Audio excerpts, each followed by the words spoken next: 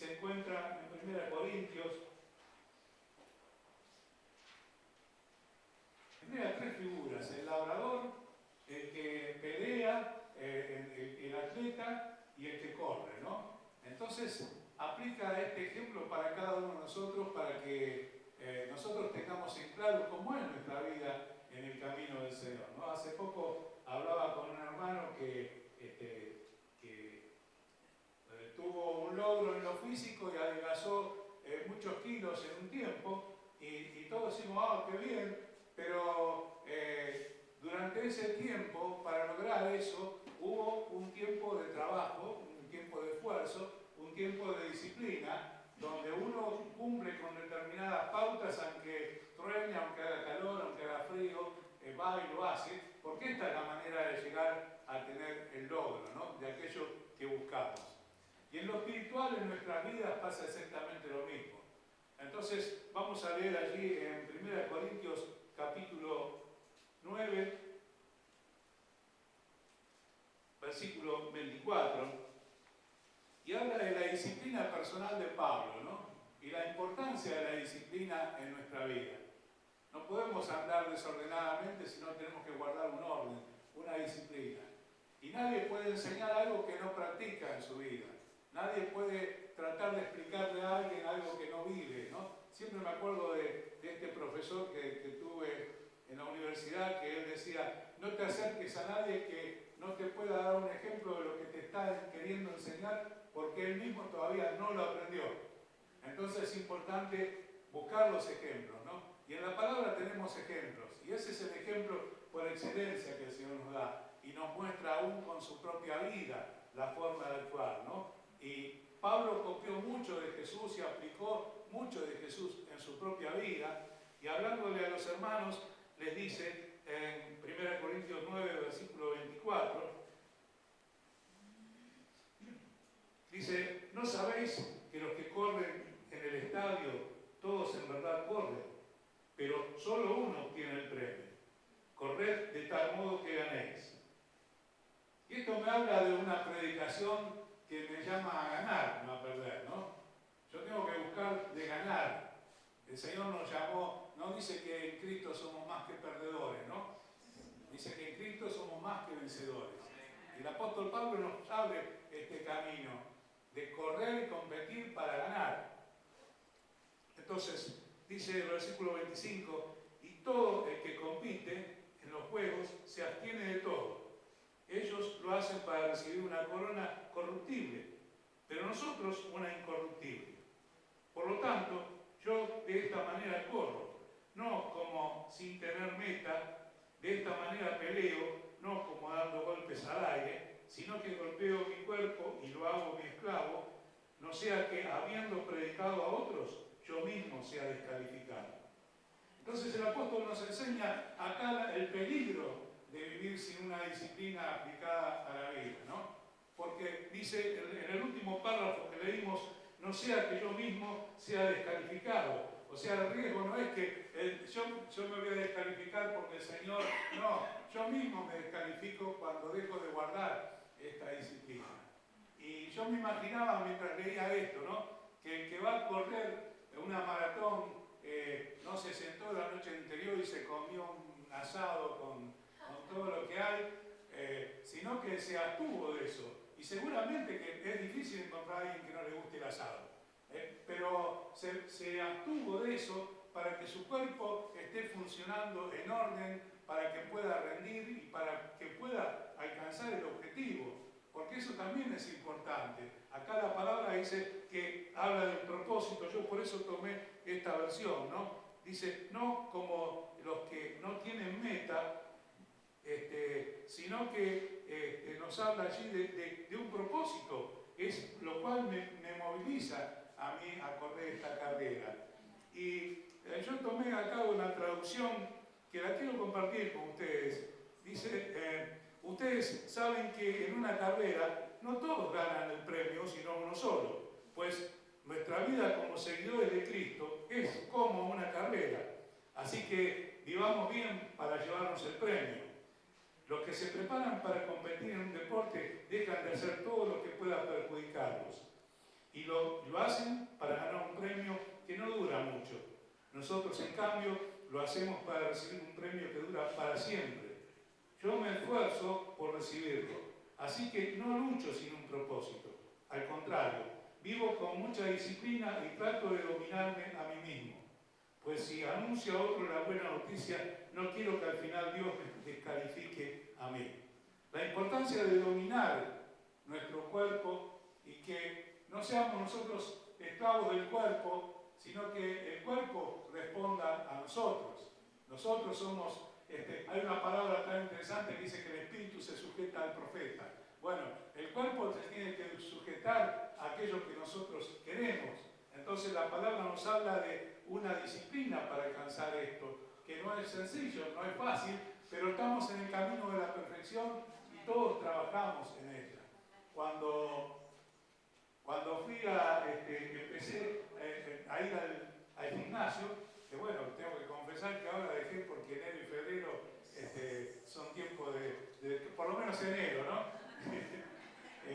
Pero yo le dije lo que me pasaba a la persona que me recibió, porque era un problema físico, entonces tengo que decir, para que esa persona que sabe me guía cómo resolver ese problema, cuál es la parte que hay que fortalecer, que hay que mejorar. Bueno, el Señor también actúa de la misma manera nosotros cuando nosotros vamos a Él.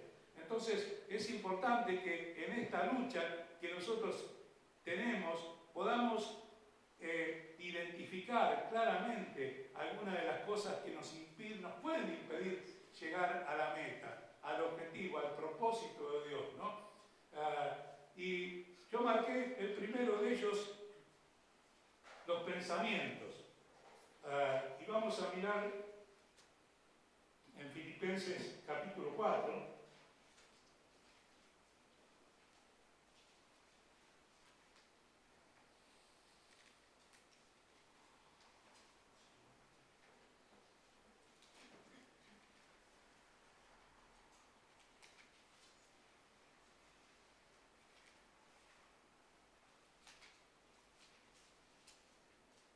Filipenses 4, versículo 8.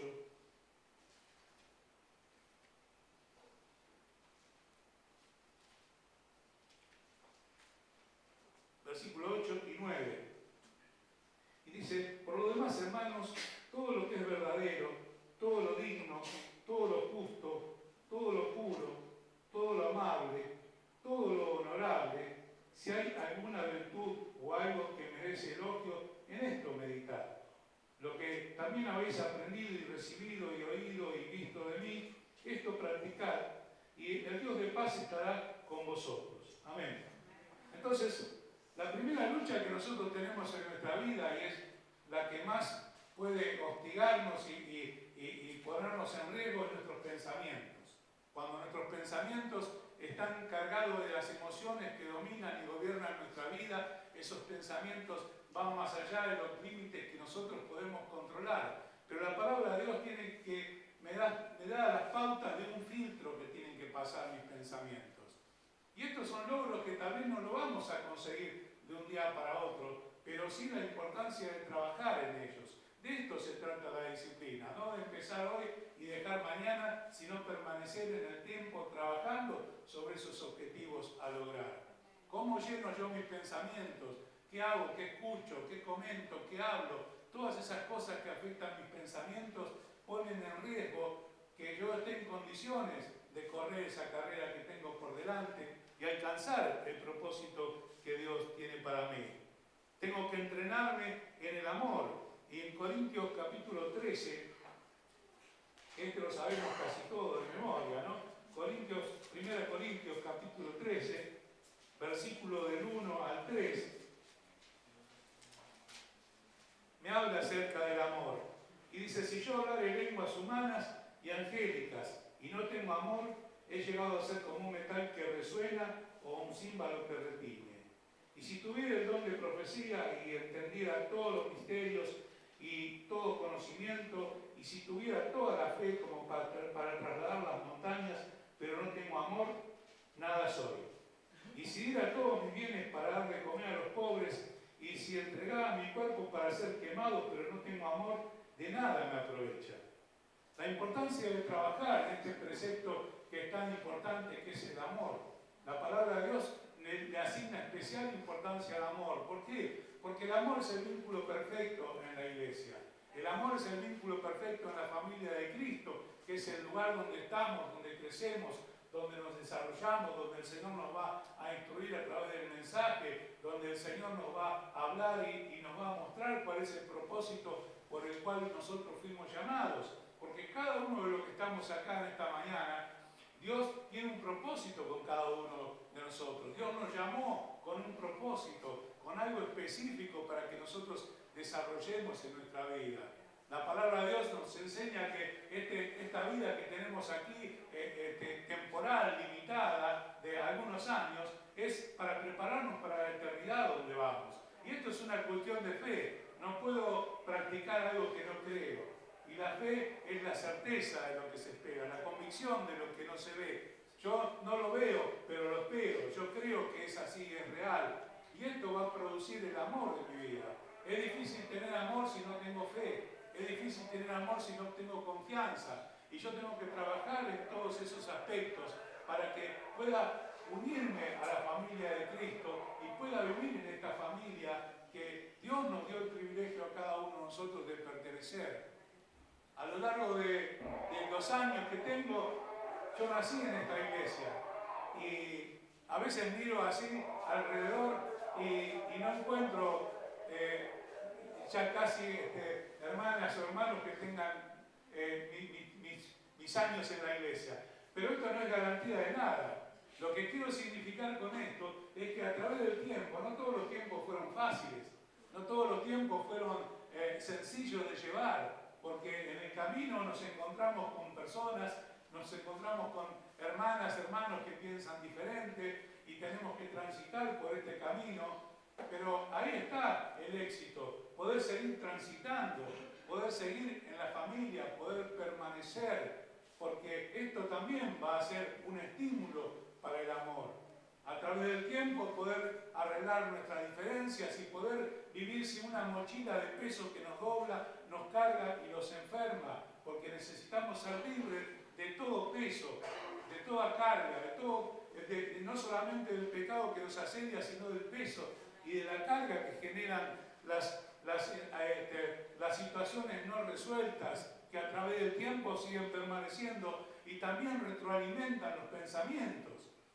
Y esto, los pensamientos, cada uno lo sabe, pero el Señor los conoce. Es importante que nosotros podamos trabajar en este tema, teniendo en cuenta el amor como el vínculo perfecto.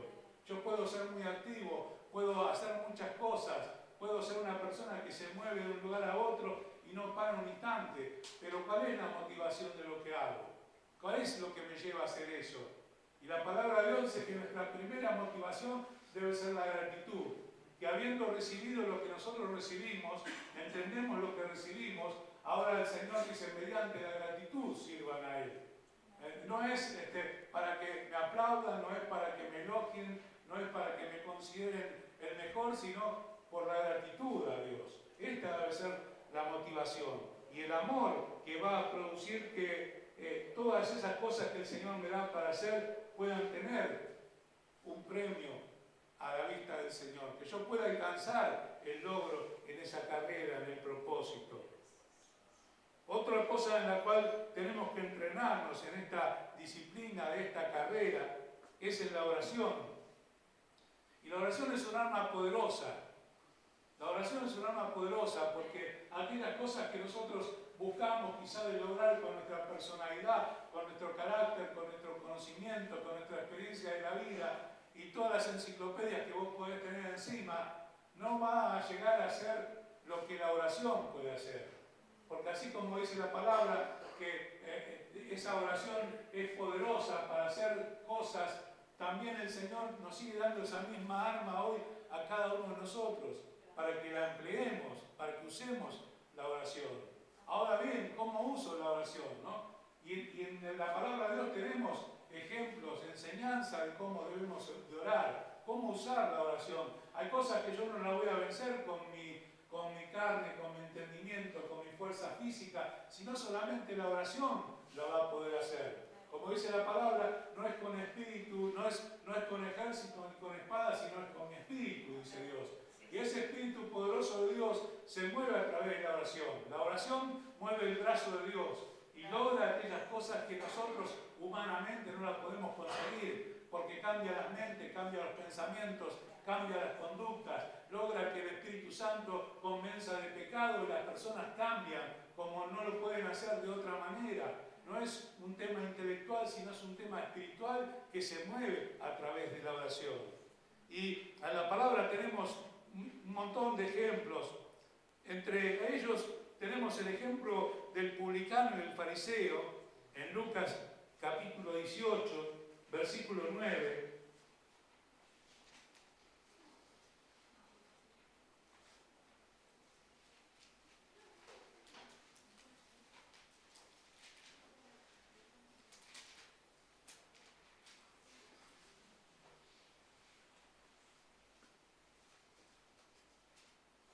Jesús estaba así en un lugar donde había personas que confiaban en sí mismos y en sus méritos, ¿no? Y nosotros siempre decimos que el Evangelio es gracia de Dios derramada sobre nuestras vidas, no es méritos personales. Yo no voy a alcanzar la salvación por mis propios méritos, nunca podría alcanzarla, pero el Señor en su gracia me abre la puerta para que llegue. Que no me da lo que yo merezco, sino que es generoso, es bondadoso, es misericordioso conmigo y me abre un camino por el cual yo puedo llegar a alcanzar la salvación. Y Jesús estaba tratando allí con esta gente y dice, refirió también esta parábola a unos que confiaban en sí mismos como justos y despreciaban a los demás. Dos hombres subieron al templo a orar, uno era fariseo y el otro era recaudador de impuestos. El fariseo, puesto en pie, a mí cada vez que digo esto siempre me viene la imagen de un personaje que yo conocí cuando era el chico adolescente, ¿no? Una persona que se paraba en las gradas, yo cierro los ojos y me parece que lo veo ahí, ¿no? Con sus manos era así, bastante prominente, y se ponía las manos así y oraba, ¿no? Y después de un tiempo nos enteramos que en su vida privada era terrible, porque vino la esposa a decir que lo golpeaba y todo esto, ¿no? Pero él cuando lo escuchaba orar era tremendo. Entonces, siempre me acuerdo, no puedo dejar de acordarme de esta persona. Entonces dice, el fariseo se puso en pie y oraba para así de esta manera: Dios, te doy gracias porque no soy como los demás hombres, estafadores, injustos, adúlteros, ni aun como este recaudador de impuestos. Yo ayuno 2 veces por semana, doy diezmo de todo lo que gano, pero el recaudador de impuestos, el publicano, puesto, dice, a cierta distancia, no quería siquiera alzar sus ojos al cielo, sino que se golpeaba el pecho diciendo: Dios, ten piedad de mí, pecador. Pero en el versículo 14 vemos el resultado de esto. Os digo que este descendió a su casa justificado, pero el otro no, porque todo el que se ensalza será humillado y el que se humilla será ensalzado. Entonces, ¿cómo es mi oración? ¿A dónde está dirigida mi oración? Yo quiero volver a mi casa, parafraseando este versículo, como dice la palabra, justificado, o quiero simplemente hacer catarsis de aquello que siento. Creo que la primera es la respuesta correcta, ¿no? Que podamos ser justificados delante de Dios a través de Cristo Jesús. Pero también nos habla en Mateo capítulo 6, San Mateo capítulo 6,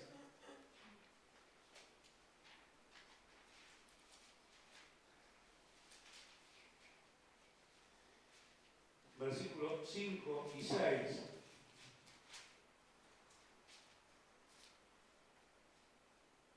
Jesús se puso mucho énfasis en la oración, porque Él sabía que era aquello que nosotros necesitábamos o íbamos a necesitar, o aquella iglesia que iba a nacer en esos días iba a necesitar para enfrentar los conflictos de la vida.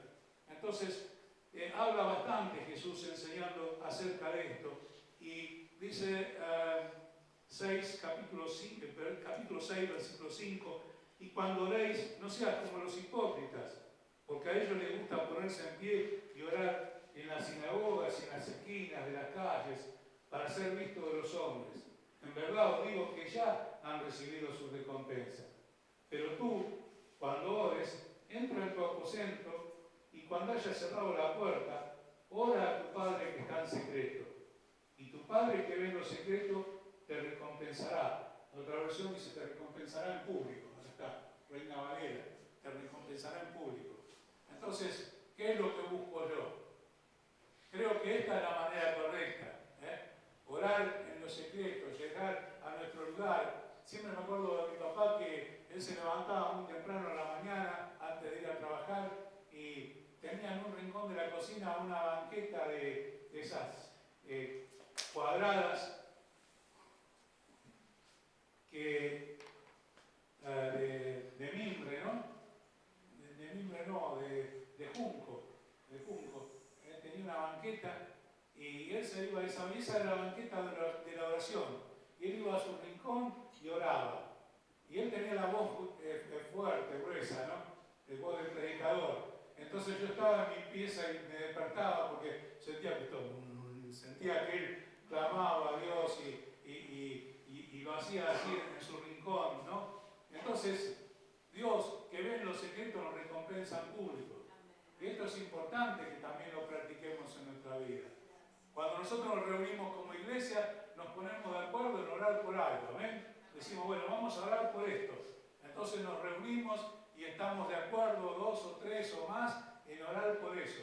Pero también en nuestra oración en privado, nosotros podemos llegar al trono de la gracia, golpeando la puerta de los cielos y clamando a Dios por las necesidades, por las dificultades, por las cosas de la vida. También tenemos que entrenar contra el orgullo, que tiene un perjuicio tremendo en la vida de las personas y aún de la sociedad. Porque el orgullo hace irreconciliable cualquier tipo de situación y anula cualquier perspectiva de solución al problema. Cuando digo las cosas son así y nadie me saca de esto. Esto es como yo pienso y nadie me mueve de acá. Entonces estoy poco menos que muerto, porque ya decidí no tener un cambio en mi vida. Me cerré a esto que el Señor de alguna manera me habla en su palabra y tal vez que muchas veces yo la hablé y la compartí, pero que aún no la pude aplicar en mi vida. Entonces esto se transforma en un enemigo tremendo en la carrera que tenemos que correr por delante, porque nos pone en un peligro mortal en lo espiritual. Es el principal obstáculo para un arrepentimiento genuino. Cuando hablamos de la Santa Cena, y yo voy a adelantar para no después repetir esta parte, siempre decimos que cuando pedimos perdón por determinada cosa. El perdón porque si hice algo, le pido perdón, no sirve. Yo tengo que saber que hice mal. El Señor me tiene que hablar a mi corazón y mostrarme, decir, bueno, yo te pido perdón porque te dije tal cosa en tal momento. Tiene que tener algo específico, un lugar, una oportunidad para que este pedido de perdón sea genuino. Pero muchas veces el orgullo nos lleva a hacerlo, digamos, lo socialmente aceptable, pero no siempre lo socialmente aceptable es bueno para Dios. Entonces, el orgullo logra obstaculizar un arrepentimiento genuino. Y hay un versículo en Daniel, capítulo 5, versículo 20,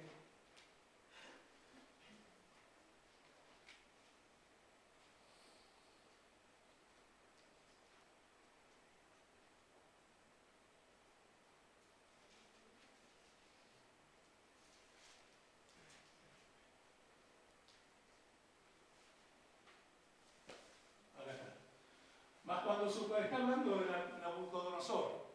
Dice, mas cuando su corazón se ensoberbeció y su espíritu se endureció. ¿Por qué se endurece el espíritu? Porque primero se ensoberbece el corazón.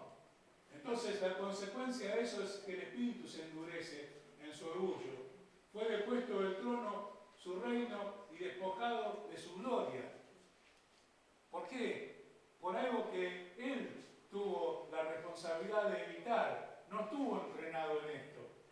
muchas veces esto produce efectos tremendos en nuestra vida. ¿Por qué? Porque el Señor en su amor trata de corregirnos. El Señor en su amor trata de mostrarnos el camino.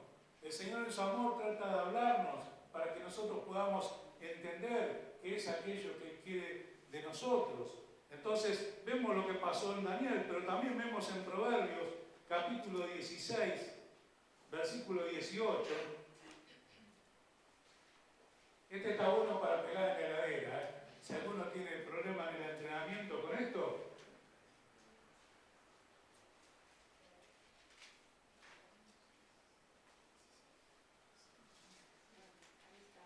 una vez yo quería, cuando era jovencito, quería ser próspero, quería tener dinero, quería que mi negocio camine, pero tenía un problema, me costaba levantarme. Este era un problema, ¿no? Entonces un día dije, puse un cartel, la plata no está en la cama. Entonces cuando había loco miraba el cartel y me levantaba. Y eso fue bueno, porque había tiempo que me costaba a la 1 de la mañana y me levantaba a las 7 para salir a hacer las cosas. Entonces, cuando hay una herramienta que nos sirve, vamos a aplicarla, porque va a ser buena para nosotros. En Proverbios 16, versículo 18,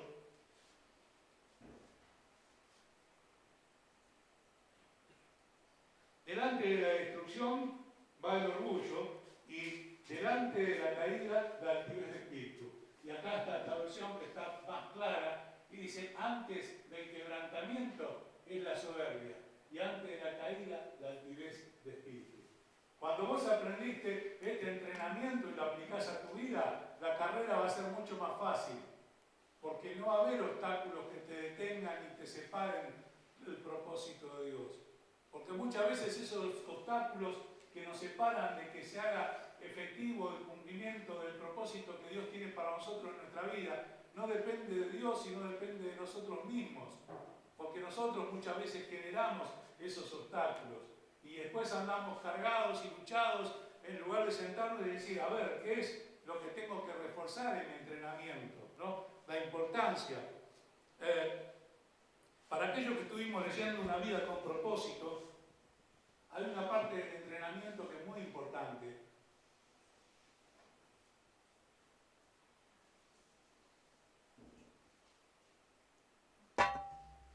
De paso les aviso que en febrero, si Dios quiere, vamos a empezar con todos aquellos que quieran.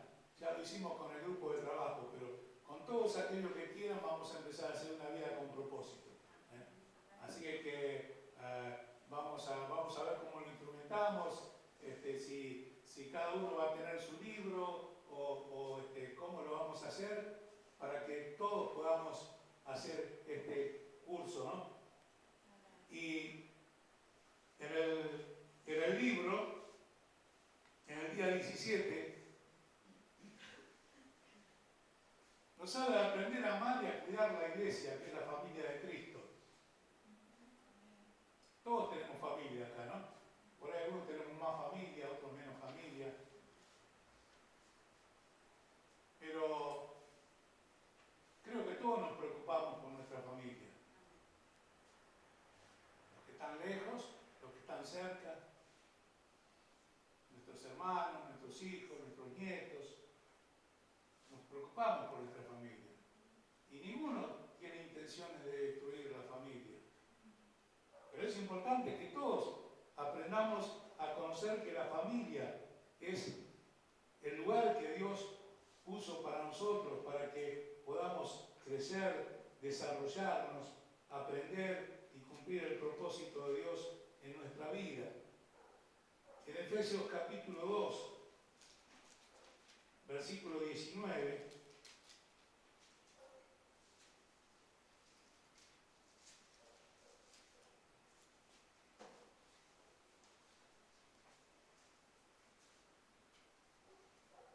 así que ya no sois extranjeros ni advenedizos. Nadie se sienta extranjero ni advenedizo en la familia de Cristo.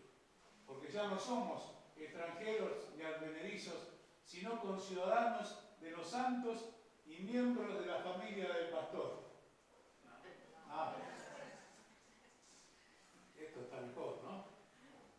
¿Vos pensaste alguna vez que son miembros de la familia? Los que se bautizaron son miembros de la familia de Dios. Miembros de la familia de Dios. Este es un privilegio. Saber que pertenezco a la familia de Dios. ¿Qué es Dios para mí? ¿Cómo lo identifico? ¿Cuál es mi relación con Él?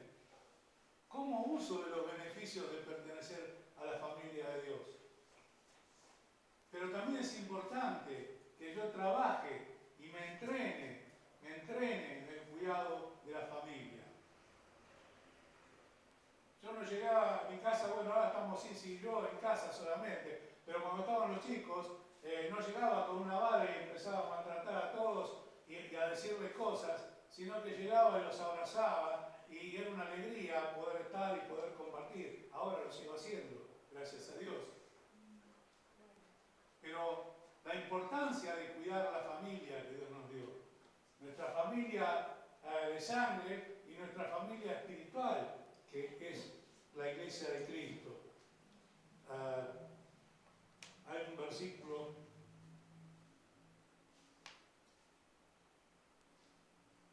en Efesios 4, versículo 1. ¿Entrenarnos en qué? En el cuidado de la familia, de permanecer en el lugar donde Dios me puso, de no decir, bueno, esto no me gusta, me voy, esto no me gusta, yo lo quiero hacer a mi manera. No, tengo que permanecer en el lugar donde Dios me puso, porque Dios me puso por un motivo, y tal vez yo todavía no interpreté cuál es el motivo de que Dios me puso en determinado lugar. Cuidar la unidad de la iglesia. Dice en Efesios 4, versículo 1, yo pues, está hablando el apóstol Pablo, preso en el Señor, os ruego. O sea que su preocupación era tan importante, ¿no? Yo cuando necesito algo y le pido a mi esposa, no le digo te ruego. Tiene que ser algo muy importante, algo muy para que yo pueda decir te ruego que hagas esto. Y el apóstol lo vio como algo tan importante, tan vital, porque si la familia no está unida, es un montón de gente reunida bajo un mismo techo. No es una familia, es un grupo humano reunido en un mismo lugar. Y el Señor no vino a dar su vida en la cruz del Calvario para que un grupo de gente se reúna en determinado lugar y nada más, sino por su familia, que somos nosotros. Dice, os ruego que andéis como es digno de la vocación con que fuiste llamado. Tengo que saber cuál es la vocación con la que fui llamado. Con toda humildad, con toda mansedumbre, soportándoos con paciencia los unos a los otros en amor. No todo es fácil, no todos pensamos igual, Dios nos hizo a todos diferentes. Pero tengo que soportar y a mí también me tienen que soportar. Seguro que yo también hago cosas que no... Yo siempre digo que nosotros con amor y respeto nos podemos decir las cosas, porque capaz que yo estoy haciendo algo que te molesta y solamente tengo que corregirlo, pero no me doy cuenta. Entonces vos me lo decís y yo cambio, ¿no? Siempre pongo el ejemplo de la hermana que un día explotó. ¿Y por qué explotó? Yo había terminado de predicar en Flores, en la iglesia, un domingo, y salgo afuera para saludar a los hermanos, y la hermana me empieza estaba enojada conmigo porque yo había predicado con la mano en el bolsillo. Pero le digo, pero si vos me decís, no fui y le dije, vos te enojás por esto, no.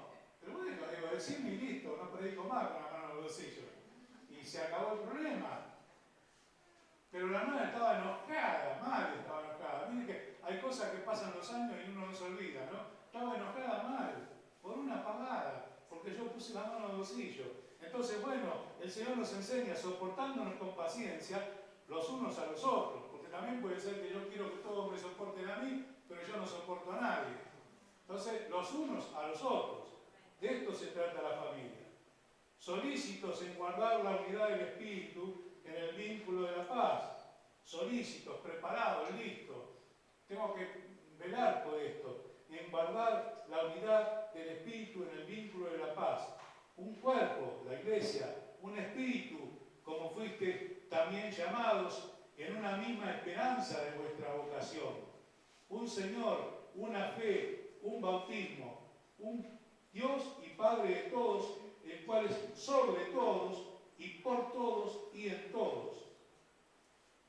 Esto no necesitas ir a buscar traducción del hebreo, del griego, del arameo, porque está tan claro, porque aquellas cosas que el Señor dijo, esto es vital, las pone bien claras, como es toda su palabra, porque la palabra de Dios es espíritu y de vida, y nos habla a nosotros, nos habla a nosotros. ¿Por qué? Porque el Señor quiere por su familia, el Señor ama a su iglesia, y el Señor busca de que nosotros podamos entrenarnos cada día en los tiempos de vida que tenemos acá en la tierra, para que podamos alcanzar la meta, para que podamos lograr concretar el propósito con el cual Dios nos llamó. Porque Dios no nos llamó así al tuntún, sino que a cada uno de nosotros nos determinó un propósito. Por eso la palabra nos habla y nos enseña acerca de la importancia de buscar cuál es el propósito, preguntarle a Dios cuál es mi propósito, cómo tengo que permanecer, cómo tengo que crecer, cómo tengo que amar a la familia de Dios, cómo tengo que orar, la importancia de orar, la necesidad de orar, cómo tengo que amar a mis hermanos, cómo tengo que buscar cada día de cumplir aquello que el Señor me enseña en su palabra, cómo tengo que trabajar en mis pensamientos, porque tal vez tengo mucho tiempo para pensar y tengo poco tiempo para cargarme de aquello que el Señor me quiere hablar y me quiere decir. ¿Cuáles son las cosas con las cuales alimento mis emociones? ¿Qué es lo que estoy dejando que Dios haga en mi vida? ¿Qué es lo que le estoy dando al Señor? Le estoy dando mi vida. Dice, hay un corito tan lindo que yo cuando lo aprendí a tocar, me daba tanta alegría, lo quería hacer siempre. Traemos hoy ante tu altar nuestras coronas, ¿no? Y yo la palabra corona la pondría un poco entre comillas, ¿no? Porque yo no tengo ninguna corona para traerle al Señor. Solo mi vida, solo mi pobreza, solo mis deseos, solo lo que tengo. Tal como soy, Señor, dice ahí un corito, ¿no? No tengo que ponerme el traje del fariseo, gracias porque no soy como este, sino tengo que, Señor, así como soy, vengo ante tu presencia, para que vos me ayudes a poder llevar adelante este entrenamiento. No sea cosa que después de haber repartido tratado, después de ir a la plaza, después de ir a hacer cosas por lo necesitado, yo mismo quede descalificado. Este es el riesgo, que a veces no consideramos lo que el Señor tiene preparado para nosotros, simplemente porque no lo vemos con nuestros ojos. Pero si el Señor podría mostrarnos por un instante su gloria, aquello que tiene preparado, dice la Biblia, cosas que ningún ojo vio, ningún oído oyó, las cosas que Dios tiene preparadas para los que le aman. Y tal vez vos pensaste cosas muy buenas, pero te quedaste corto. Tal vez vos pensaste esas calles de oro, ese mar de cristal, y te quedaste corto, porque la palabra dice que ninguno puede imaginarse lo que es aquel lugar donde el Señor está preparando morada para cada uno de nosotros. Ahora, qué bueno que este tiempo de carrera que tenemos por delante, esta nueva etapa, quizás si la podés caracterizar de esta manera, esta nueva etapa que comenzamos hace 4 días, creo que de 4, sí, que podamos iniciarla de una manera diferente.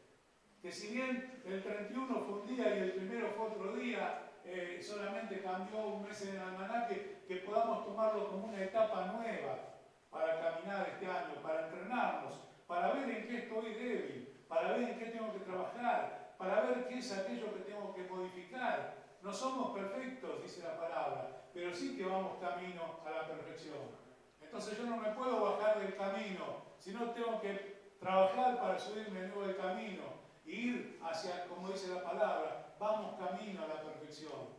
El apóstol Pablo dice, no digo que yo lo he alcanzado, y tenía, si vamos a mirar los méritos, tenía méritos para decir, yo soy, pero lejos, más grande que todos los demás.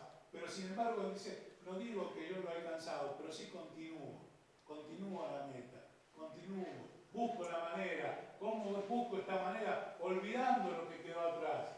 No podemos vivir de la gloria del pasado, no podemos vivir de los logros del pasado, no podemos vivir de la tristeza del pasado, no podemos vivir del dolor del pasado, sino que pongamos nuestra mirada y sigamos hacia el objetivo, hacia aquello a que Dios nos llamó, unidos en familia, fortalecidos cada día en el amor de Cristo, cuidándonos los unos a los otros, para que los que vienen de afuera puedan entender que el amor de Cristo está en nosotros. Porque la palabra de Dios dice que la gente nos va a conocer en que nos amamos los unos a los otros. Esa es la credencial, esa es la tarjeta que identifica. Cuando vos amás, eso se ve, eso se ve, eso se nota, eso se respira. Y que Dios nos ayude a poder este año cumplir aquellas metas, aquellos objetivos que el Señor tenga para nosotros, de poder salir, de poder predicar, de poder orar, de poder